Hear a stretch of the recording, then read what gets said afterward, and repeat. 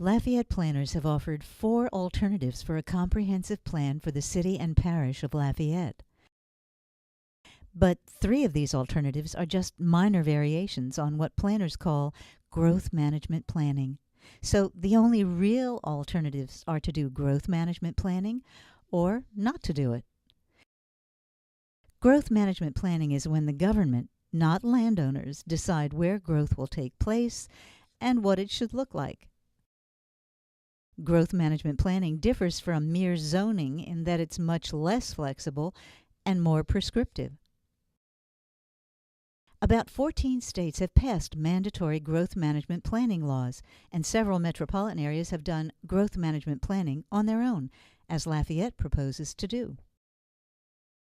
To understand growth management planning, consider Portland, Oregon, one of the first urban areas in the country to do smart growth planning, which is currently the most popular form of growth management planning. First, Portland planners drew an urban growth boundary around Portland and 23 unincorporated suburbs.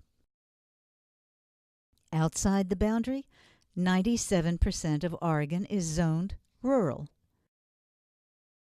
Landowners are not allowed to build even a single house on their land, their own land, unless they own at least 80 acres, actually farm it, and earned, depending on soil productivity, $40,000 to $80,000 a year farming it in at least 2 of the last 3 years.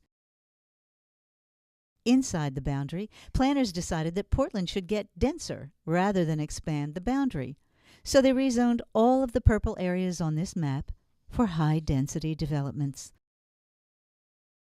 Neighborhoods of single-family homes were rezoned for apartments with zoning so strict that if someone's house burns down, they're required to replace it with an apartment.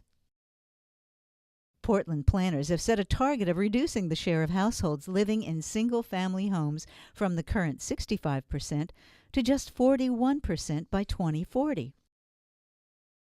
Planners have set a goal of having most new housing in the region built in 4 to 5-story buildings located along major transit lines.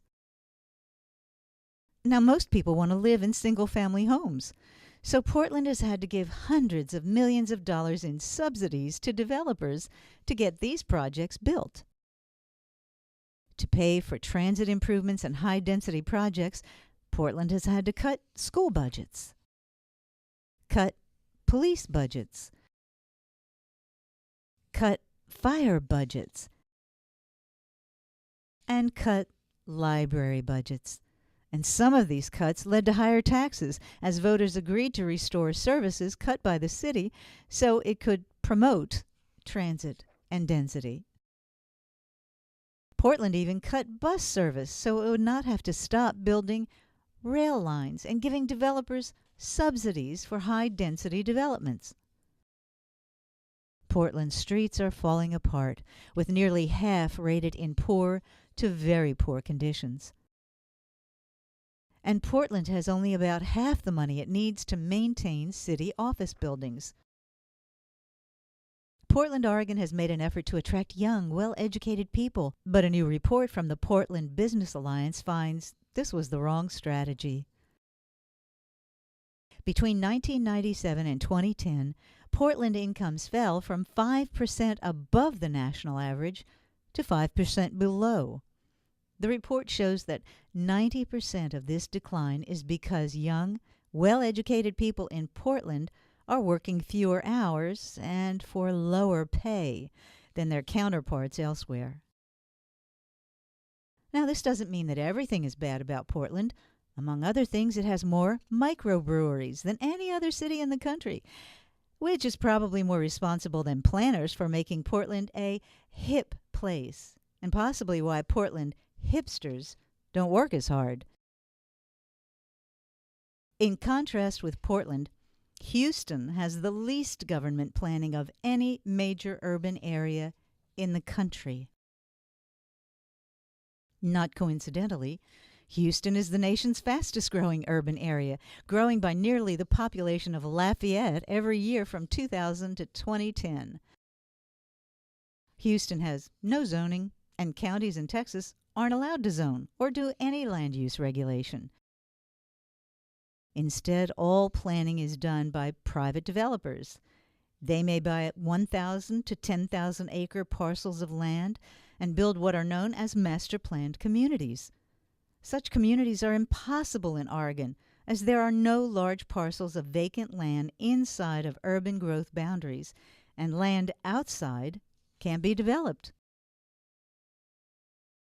Houston area developers build all roads and install all sewer and water and other infrastructure. To pay for it, they create municipal utility districts, which sell bonds and then repay the bonds out of assessments charged to homeowners or home buyers over the next 30 years. Homes in these master-planned communities are both very livable and affordable.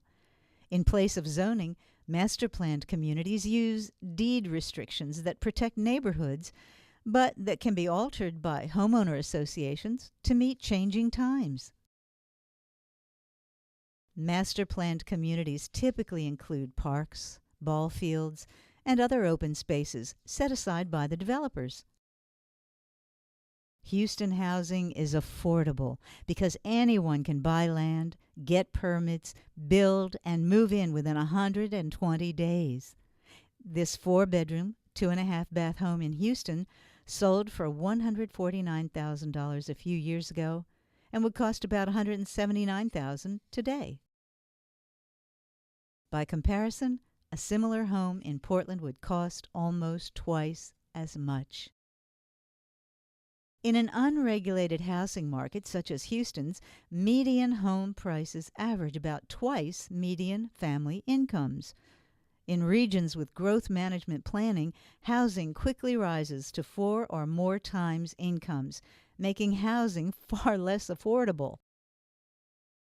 The high cost of Portland's transit investments forced it to cut bus services, resulting in a loss of transit share of travel and commuting.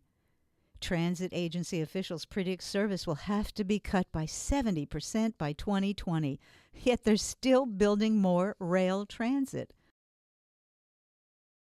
Meanwhile, Houston's transit system thrived until it started building light rail. Even though Houston's population has grown much faster than Portland's, Portland congestion has grown far faster than Houston's, partly because smart growth planners try to increase congestion in order to reduce auto driving. In its zeal to subsidize transit and density, Portland has funded only half of its future pension obligations, less than any state and all but 2 major cities. Meanwhile, Houston has funded 80% of its obligations, more than the vast majority of cities. A lot of things influence high school graduation rates, but it's worth noting that Houston's rates are higher than Portland's, even though Houston has a higher poverty rate. So in general, regions with growth management planning have less affordable housing, higher taxes and/or less urban services, more regulations, slower growth, minimal environmental gains. So we urge you, vote for number 4, no plan. The free people, free market, limited government plan. Thank you.